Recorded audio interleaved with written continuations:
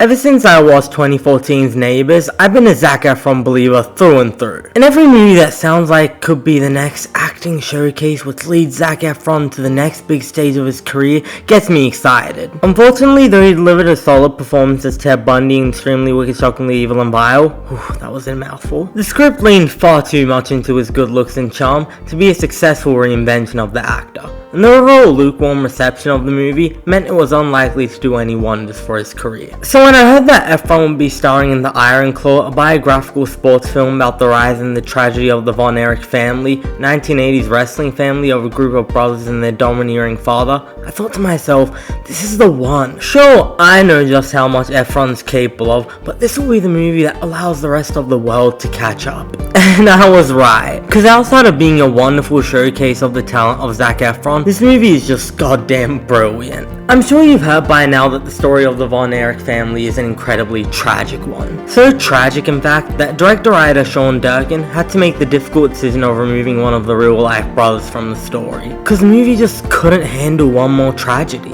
And having seen the movie, it's hard to disagree with the decision. This is an absolutely devastating, emotionally riveting watch, and one that is built on the performances of its outstanding cast. All you have to do is to look at an image of Efron as Kevin Von Erich to glimpse just how insane his physical transformation is. You simply have to sit down and experience his performance from beginning to end to appreciate his true range as an actor. While he impressed me in Extremely Wicked, Shockingly Evil and Vile, he was still very much using many of the tools that make Zac Efron Zac Efron, and merely applying and filtering them through a more sinister lens. In this movie, however, Efron completely reinvents himself as an actor, crafting a portrayal of a man who is enough of a do-gooder to try and elevate his family above the so-called Von Erich curse, while being too much of a do-gooder to deviate or disobey the life his father has imposed on him. As the movie progresses and tragedy after tragedy begins to mount, we see the emotional toll that it takes on him. Though Efron is undeniably the film's lead, the ensemble surrounding him is equally excellent. Harris Dickinson continues to impress with yet another fantastic performance, while Jeremy Allen White delivers a performance I just didn't know he even had within him. It's arguably the film's saddest performance, and though I couldn't help but see Carmen from The Bear when he first appeared, as we continue to spend more time with him, I couldn't see him as anything other than the troubled soul of Kerry Von Erich.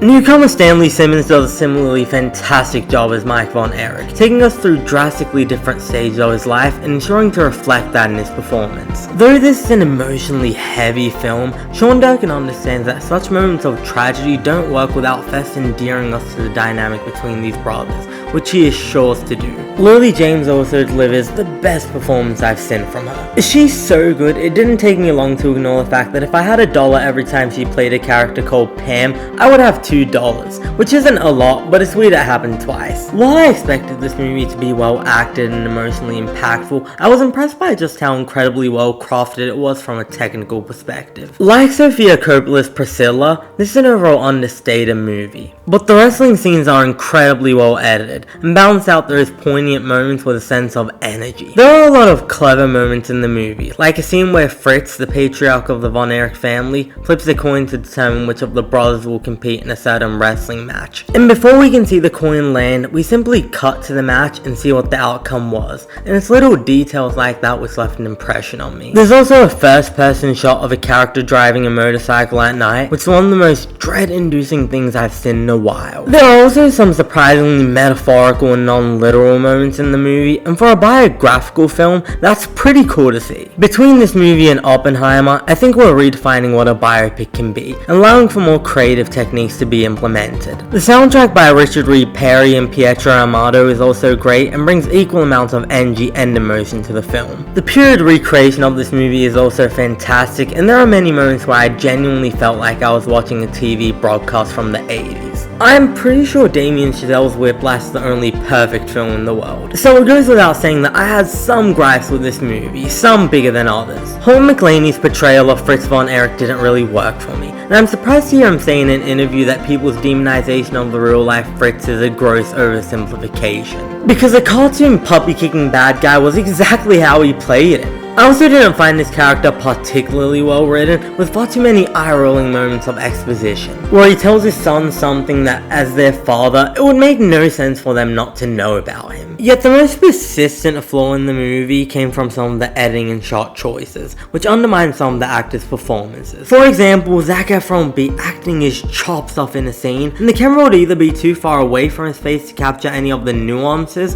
or simply too shaky. But thankfully, it gets better as the movie goes on, and all of these feel like minor nitpicks in the grander scheme of things. In my life, I can only think of a handful of movies that made me cry. Those movies are Interstellar, Avengers Endgame, Me, Ellen, the Dying Girl, and Won't You Be My Neighbor. With the release of the Iron Claw, those 4 movies have now become 5. I was an absolute wreck by the time the credits rolled, and it's a testament to Sean Durkin's abilities as a filmmaker that he was able to take this ruthlessly tragic story and pace it in a way that makes it feel genuinely heartbreaking, instead of a movie which feels masochistic in a badly natured way, which is how I would describe a movie like Darren Aronofsky's The Whale. This is a genuinely devastating yet surprisingly inspiring portrait of familial loss, the triumph of the human soul, and how immense desire lived through his children became his family's undoing. It's an incredible piece of drama, and one that I think can be enjoyed by both wrestling and non-wrestling fans such as myself. And I'm giving this one a 9 out of 10. Thanks for watching this video. If you enjoyed, please leave a like and subscribe. And let us know what you thought about the movie in the comments below. I'm Cinemike, and I will see you next time.